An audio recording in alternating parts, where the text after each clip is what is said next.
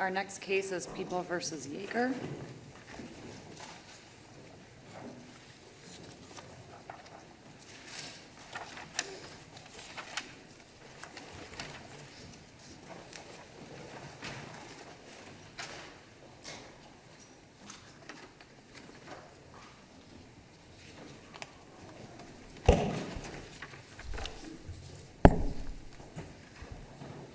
Good afternoon. This is a 15-minute mini oral argument on the application. You have 2 minutes of a free fire zone, which you may waive, and if you'd like to reserve time, please keep track of your own time. Thank you, Your Honors. Before I begin, I just want to thank the court for allowing some extra gas at council table. We're joined by now U of M graduate Ria Basha and U of M Law School 3L Catherine Walt, both of who are essential in bringing this case before you today. So thank you for permitting that. May it please the court, Adrian Young and Garrett Burton from the State Appellate Defender Office here on behalf of Ms. Yeager. As you directed, I will keep track of my time for rebuttal. After months of abuse, Ms. Yeager told Jonte Brooks she wanted to end their relationship. Mr. Brooks hit Ms. Yeager in the face with his gun. He punched her repeatedly, busting her nose and mouth. He pulled her out of her van by her hair and continued to punch and kick her as she lay on the ground. She called the police, but that call ended abruptly when Mr. Brooks drove onto the sidewalk, making one of several attempts to run her over. Threats on her life continued as Ms. Yeager tried to get her stolen van back. She was terrified, hysterical, took a gun she was handed, and fired. As Judge Beckering said below, if there was ever a heat of passion case, this is it. Without an instruction on voluntary manslaughter, jurors were denied the option to convict consistently with this evidence. Counsel's failure to request the voluntary manslaughter instruction was objectively unreasonable. Counsel did not understand the relevant law. Counsel did not understand his chosen defense. And instead, he made wild and false claims, telling the jury that someone else may have been the shooter and that, quote, there's a plausible scenario that Mr. Brooks is still alive. As the trial court found, there's a reasonable likelihood that the outcome of Ms. Yeager's trial would have been different had the jury been instructed on voluntary manslaughter.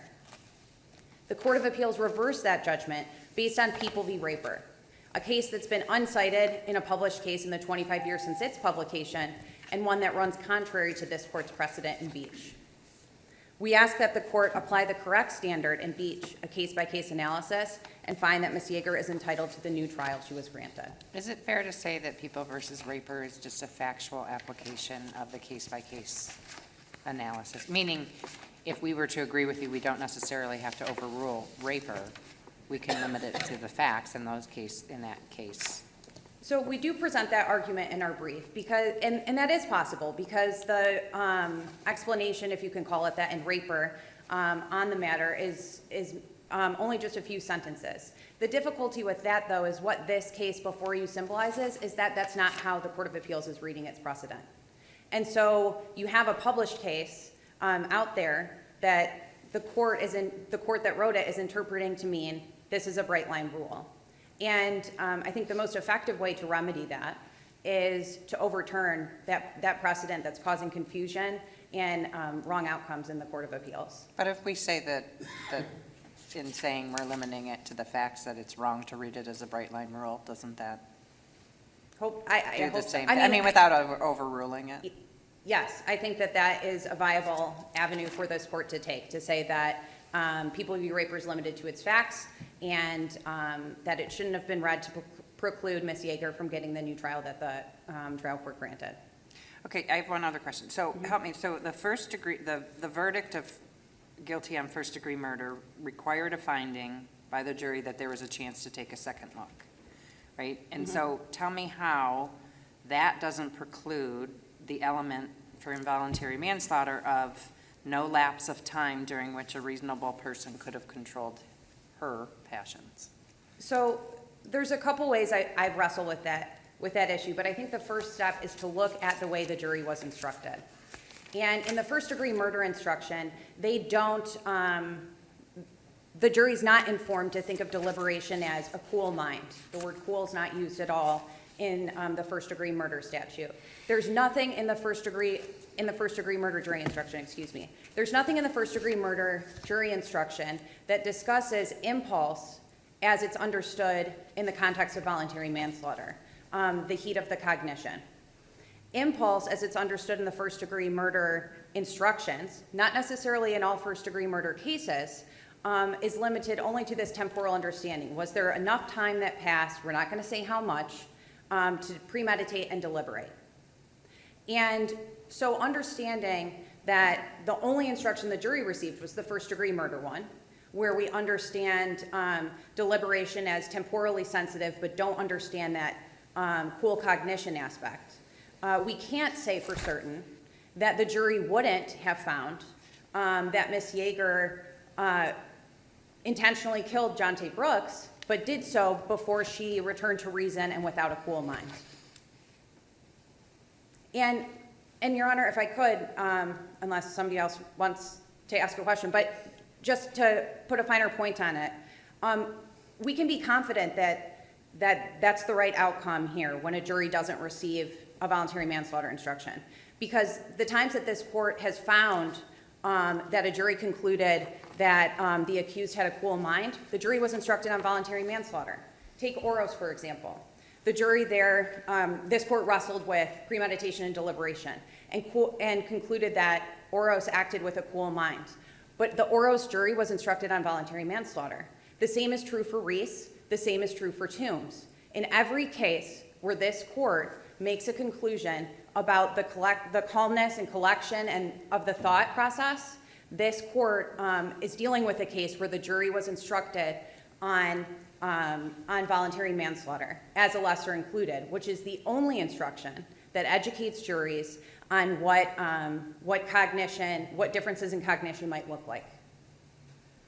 Counsel, if we assume that fear can be sufficient for killing in the heat of passion, how would we find here the rational view of the evidence supports such a finding where your client found herself after the initial assault by the victim and all the other things you described, she found herself in a place of safety, and she chose to re-engage the defendant when she easily could have made a different choice, asked to be driven to the police station, asked to be driven anywhere else.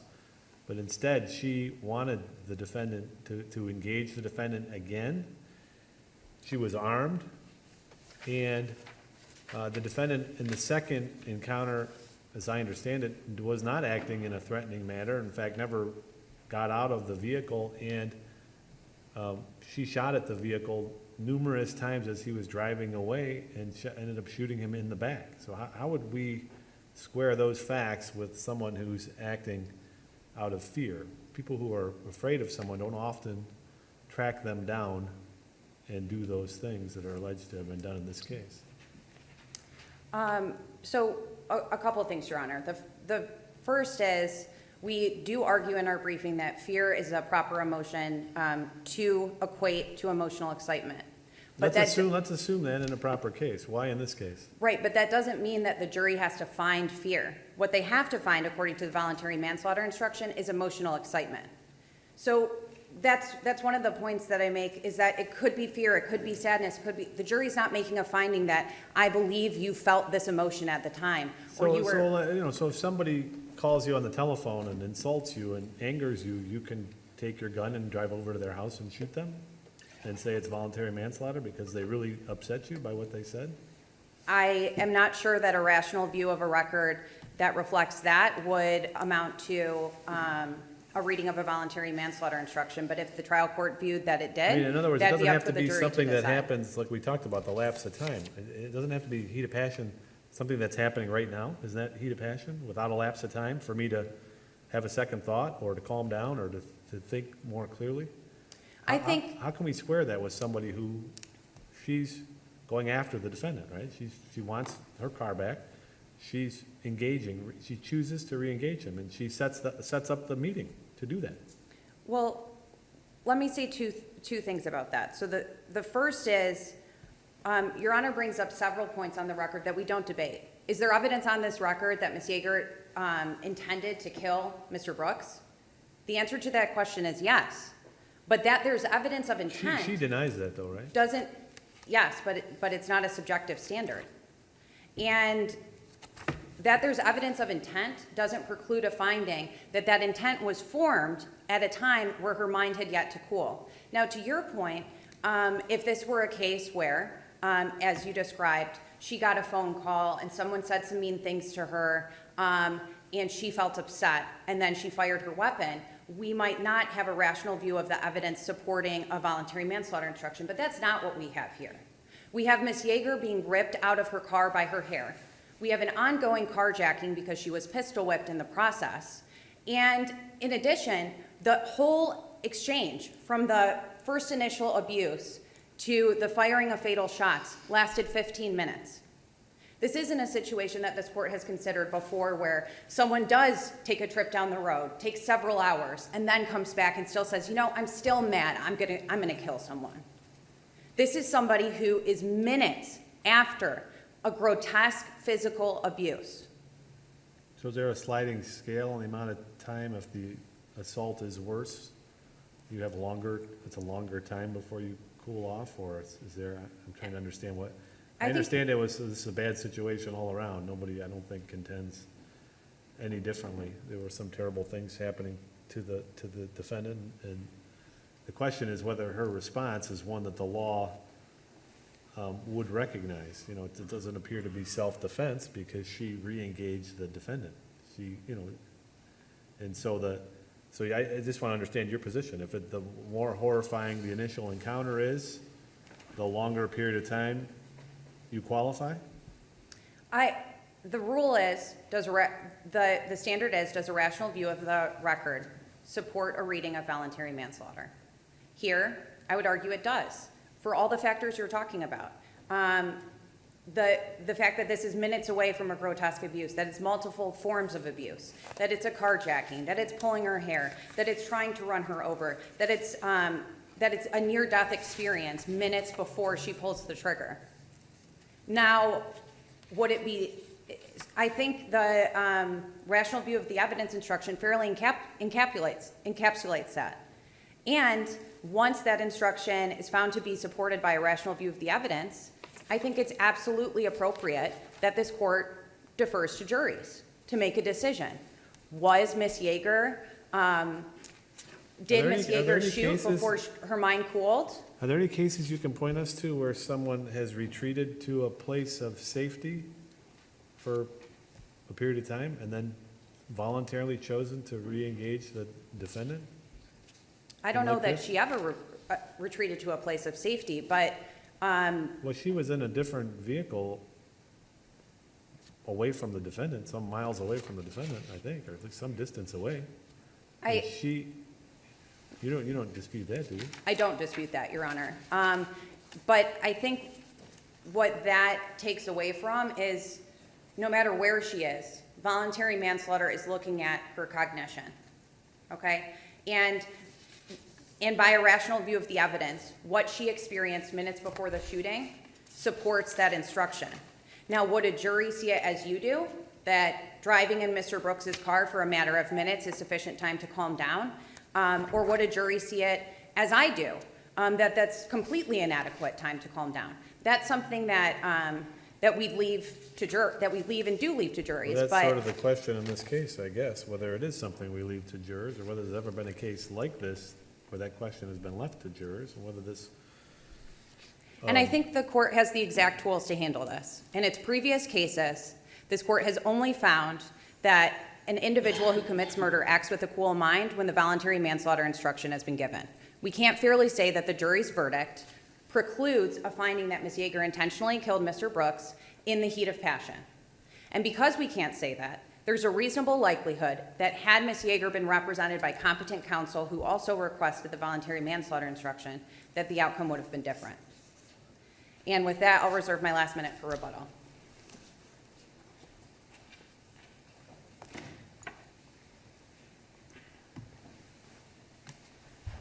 May it please the court, Deborah Blair on behalf of the people, the Wayne County Prosecutor's Office, the appellee in this matter.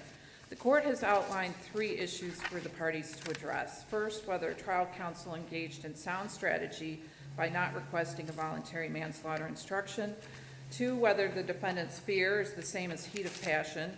And 3, whether People versus Raper, which precludes a finding of prejudice in this case, was wrongly decided. First, I'd like to point out that this is an ineffective assistance of counsel case. My co-counsel's view of the rational view of the evidence is only used when trial counsel actually requests an instruction. But this is an ineffective assistance of counsel case. So first you've got to look at trial strategy, and then you've got to look at prejudice. So in this case, trial counsel engaged in sound strategy by listening to his client and arguing self-defense, not voluntary manslaughter. Objectively, this is reasonable, since self-defense results in acquittal, and of course manslaughter does not. But even if the court finds deficient performance and not requesting the instruction, the larger question in this case is if there was a basis for the instruction in the first place. The defendant must make some showing that there was a heat of passion at the time she shot at her boyfriend 17 times. The defendant in this case said nothing about shooting in the heat of passion. She only said she shot at him because she was afraid. Who better to attest to their own state of mind at the time of the shooting than the defendant herself? So unless we are going to attribute feelings and thoughts to the defendant that are the opposite of what she actually testified to, there is no reason to believe a voluntary manslaughter instruction was mandated in this case. Second, the people do not believe that fear is the same as heat of passion as it is commonly understood. A murder committed out of fear is committed without malice. Here, the defendant testified she did not have an intent to kill or the malice. She did not intend to kill her boyfriend, only protect herself from But counsel, harm. can't fear, can it depend on the facts? Can fear sometimes justify a voluntary manslaughter instruction? Can you think of a scenario where it would be justified?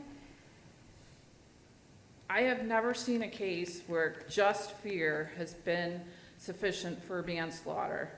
Now, can people suffer from two different emotions at the same time? Certainly. So it always has to be anger? Is that it? Well, the jury instruction specifically mentions anger. And since we're in an ineffective assistance of counsel case, we have to look at the reasonableness of what the trial counsel knew at the time. And at the time, the jury instruction for voluntary manslaughter specifically says defendant acted out of passion or anger. Right, but passion could be many things. Can't it? Is it just, what is passion? So there's anger, but then there's passion, so that has to encompass something else. It's got the word or. Absolutely. Passion means hot blood. And in every case that I have found, someone that is acting out of hot blood is akin to anger or jealousy or something that is aggressive towards the victim. That's not what this defendant testified to repeatedly. So turning to the prejudice prong, People versus Raper precludes relief in this case. People versus Raper held the common sense view that a murder committed with premeditation could not also be committed rationally without premeditation. Here, the jury found the defendant acted with premeditation when she shot at the van her boyfriend was driving 17 times. The findings of the jury should be respected. Therefore, since there is no reversible error, the people respectfully request that this court deny leave to appeal.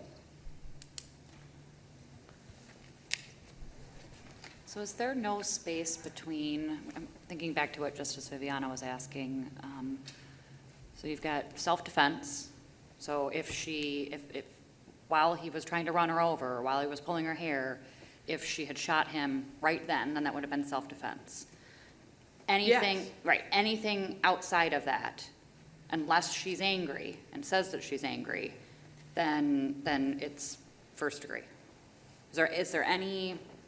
No, it could be second degree. If the jury wasn't satisfied that there was premeditation or deliberation, a chance for a second look, a reflection, then yes, it could be second degree for sure. So can you think of a situation in between that where it would be involuntary. Involuntary? I'm sorry, voluntary, yeah. Voluntary.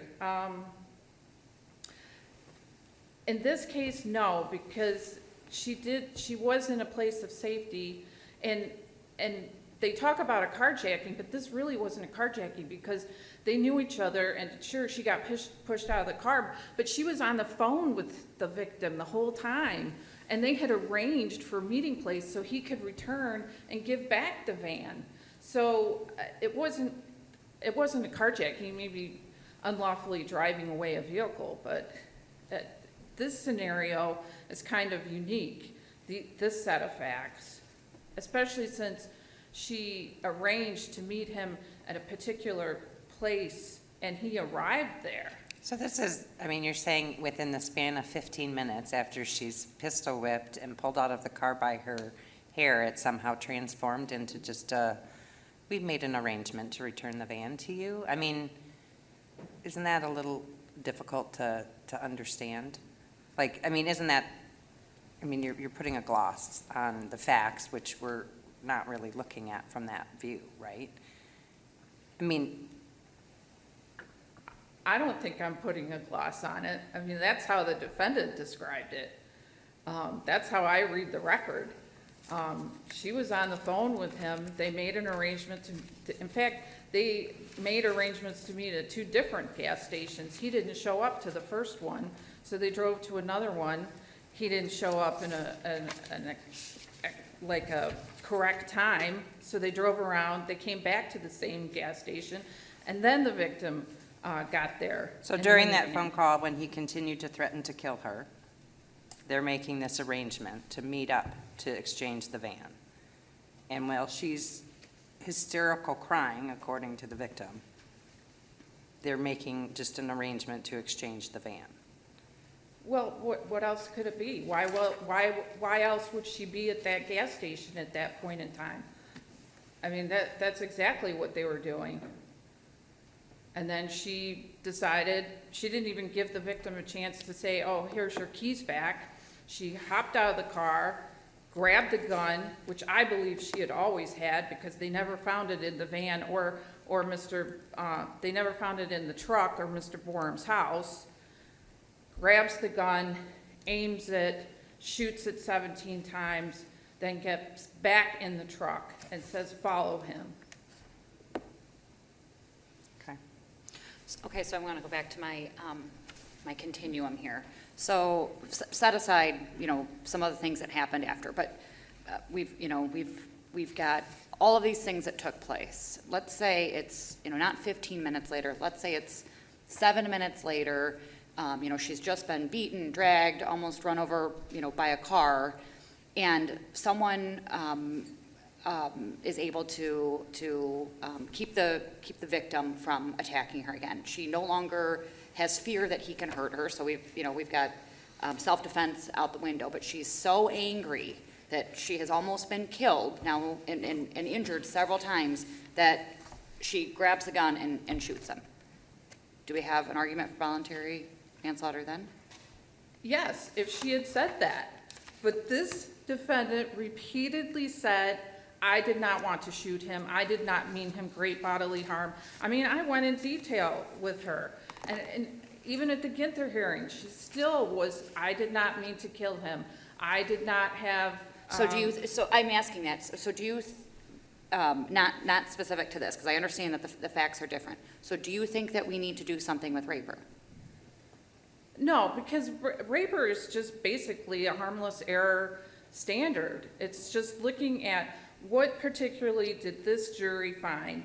And in first-degree murder, if they're living up to their oath and describing to their oath, they have to make findings on all the elements as the judge instructs them. So if the jury is going to find someone guilty of first-degree murder, they must show premeditation and deliberation. That element separates it from second-degree murder and manslaughter. And I would point out in People v. Beck, this court made very certain that courts are supposed to honor the jury findings. Now, if the jury acquits someone of an element, the people cannot use it at sentencing. This is just another outreach of that. If the jury finds a particular element on competent evidence, then we must respect that. And that's all the people are asking for. If there's no other questions, I will rest on my brief. Thank you.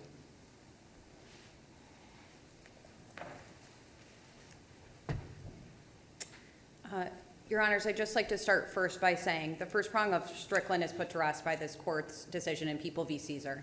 If you don't understand the law, you are ineffectively representing your client. Here, it was clear he did not understand first-degree murder, any of its lessers, even his chosen defense, and its intersection with voluntary manslaughter.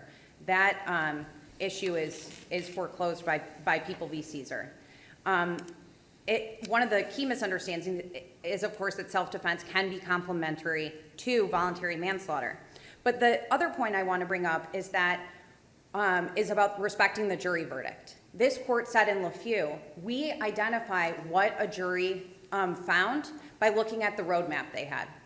In LaFew, they talked about, oh, they were missing a roadmap because they didn't have a jury instruction. And so to identify what a jury found and respect that, we look at what the map that they were given. Here, the map didn't include voluntary manslaughter. Voluntary manslaughter as a lesser of murder is the only instruction to jurors that describes hot and cold cognition. They did not have that. To respect the jury's verdict is to say they never affirmatively found the cool mind that's necessary in most deliberation cases. And that's, if I can make one more point, that's not a really controversial opinion on voluntary manslaughter. The fact that somebody could meet all the elements of first-degree murder and then still have a hot mind to sort of dissolve the elements of malice. Consider, for example, the quintessential example of voluntary manslaughter. A man walks in on his wife cheating on him. There you have a moment to take a second look. You have the time it takes to pull your weapon, which Oros has said is enough to deliberate. You have a pre-existing relationship. You have tons of motive. And yet still, this is the case. This is the example we hold up as voluntary manslaughter. One that hits time for a second look. One that hits an intentional murder. One where the victims are lying down, not abusing them, not pulling them out of a car, not. So it's not